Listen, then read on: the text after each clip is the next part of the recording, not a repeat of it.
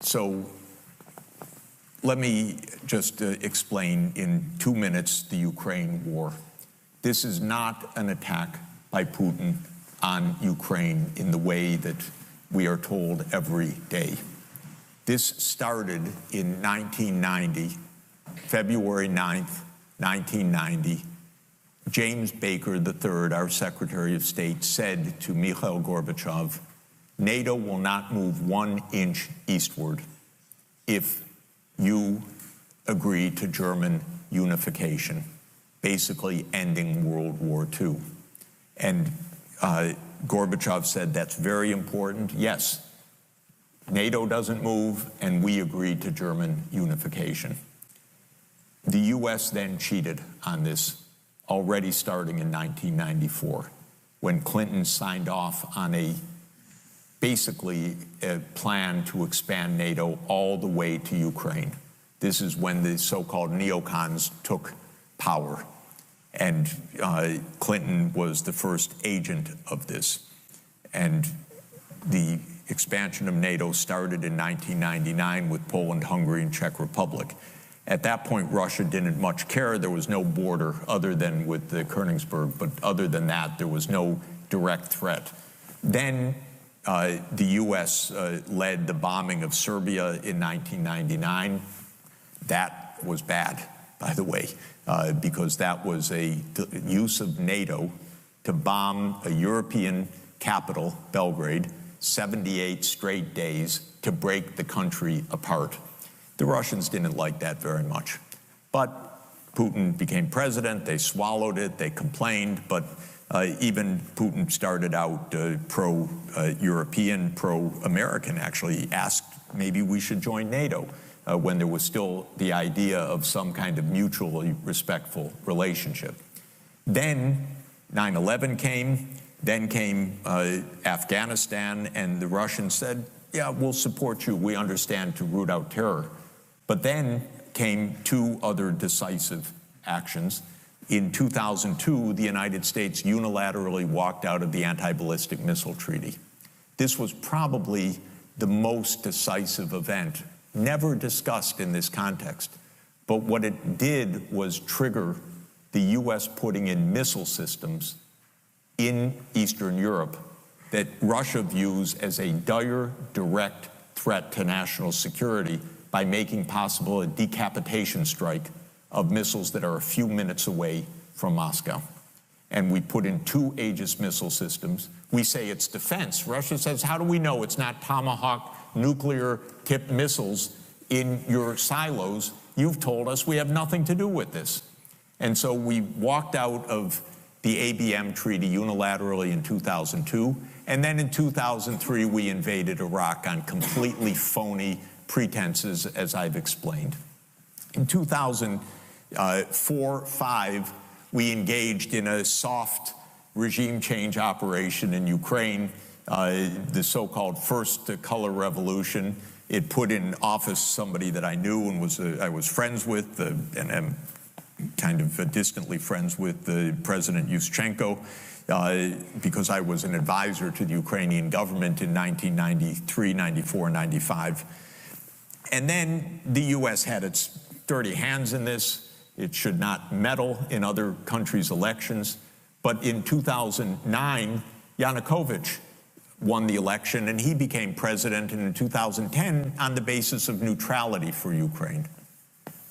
That calmed things down because the U.S. was pushing NATO, but the people of Ukraine on the opinion polls didn't even want to be in NATO. They knew that the country is divided between ethnic Ukrainian, ethnic Russian. What do we want with this? We want to stay away from your problems.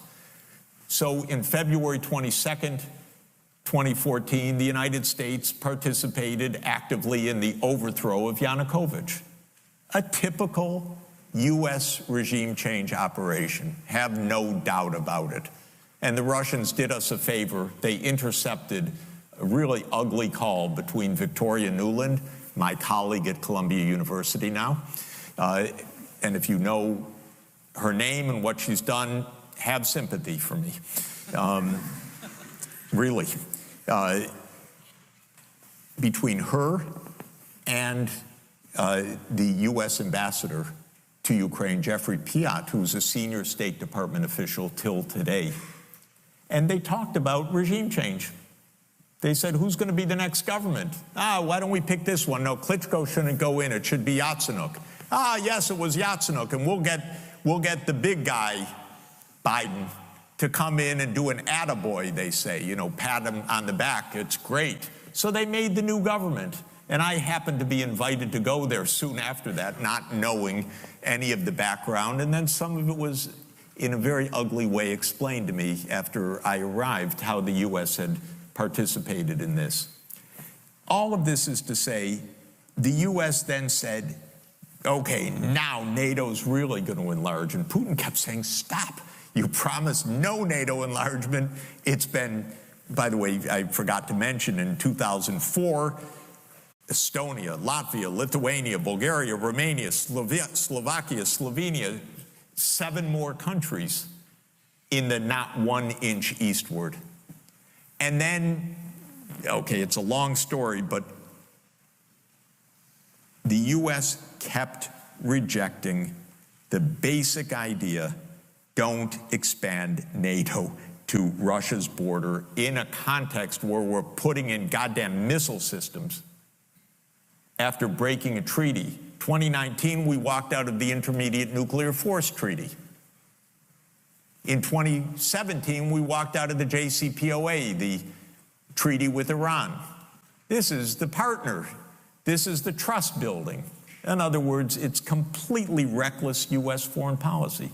On December 15, 2021, Putin put on the table a draft Russia-U.S. security agreement. You can find it online.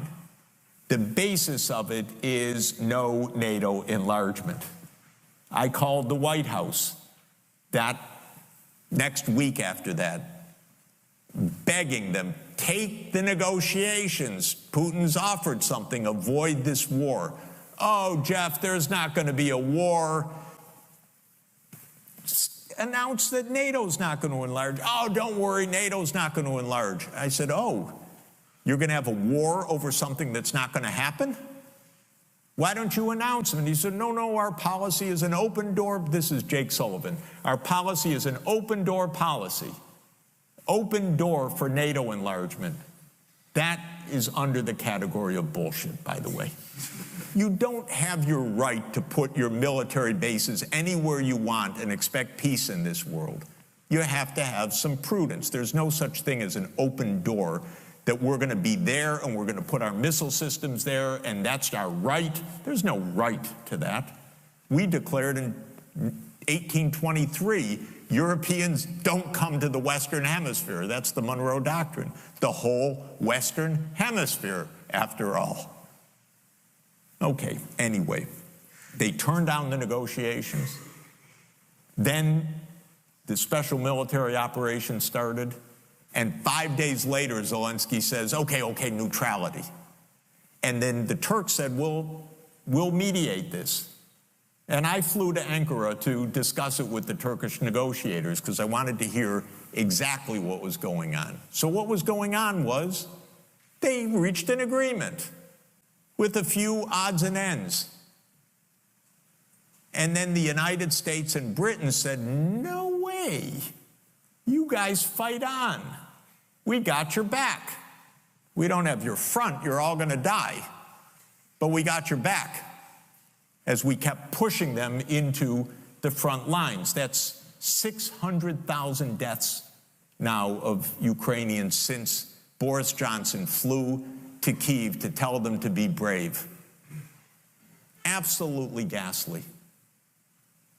So when you think about your question, we have to understand we're not dealing with, as we're told every day, with this madman like Hitler coming at us and violating this and violating that, and he's going to take over Europe. This is complete bogus, fake history that is a purely PR narrative of the U.S. government. And it doesn't stand up at all to anyone that knows anything. And if you try to say a word of this, I got completely cut out of the New York Times back in 2022 after writing my whole life columns for them. Oh, I'd send this, okay. And by the way, online, it's not even space. You know, there's no limit. They could publish 700 words. They would not publish, since then, 700 words for me about what I saw with my own eyes about what this war is about. They won't do it. We're playing games here. So, God forbid a nuclear power comes at us. I don't know what's going to happen. But we came at them. And we should stop going after China and Taiwan. It's not our goddamn business. Taiwan is part of China. The Taiwanese said it in the Republic of China. The People's Republic of China said it. We agreed to it in countless communiques when we made diplomatic relations with China. So what the hell are we doing sending armaments to Taiwan unilaterally, having our speakers of the House go to Taiwan, inviting a disaster in the future, having publications like you can read now, it's worth looking at. The Navy just issued a plan about 3 weeks ago. It says we have to prepare for war with China by 2027. It doesn't say we'll have a war with China. It says we have to prepare for war with China by 2027. We are not playing a video game. They're playing with your futures. It's completely unbelievable to me. China's not threatening anybody abroad, anybody. And even the South China Sea disputes over these shoals, you know, where China's putting on some armaments, that's because if you read the first page of U.S. military doctrine, it is to create choke points in China's sea lanes. China's not interested in a few rocks. It's interested in not having the U.S. block its sea lanes. That's all. We have to understand the most basic points. Stay out of each other's lane so that we don't end up all dead. It's not so hard. And by the way, if you study another game theory structure, and it's quite interesting for you to do for people who are formal analysts, if you study the hawk-dove game, or the game of chicken, as it's sometimes called, which says, if the other side threatens a nuclear war, don't get into a nuclear war. But if they're being dovish, you threaten to scare the wits out of them. But if both sides collide, then we have nuclear Armageddon. If you study that game formally, and there's a payoff structure for it, and you put, as I suggest, a minus infinity in the quadrant of hawk-hawk, then the equilibrium solution is dove-dove, okay? The mixed strategy is to put 0 probability on playing hawk, because when you multiply minus infinity times any finite probability, positive probability, you get minus infinity. And so the logic is, don't play chicken with nuclear arms. Don't. And to the CIA director, I say, don't tell me whether Putin's bluffing or not. I read your memo of 2008 about how much Russia is concerned about NATO enlargement to Ukraine. It was leaked by Julian Assange, by the way.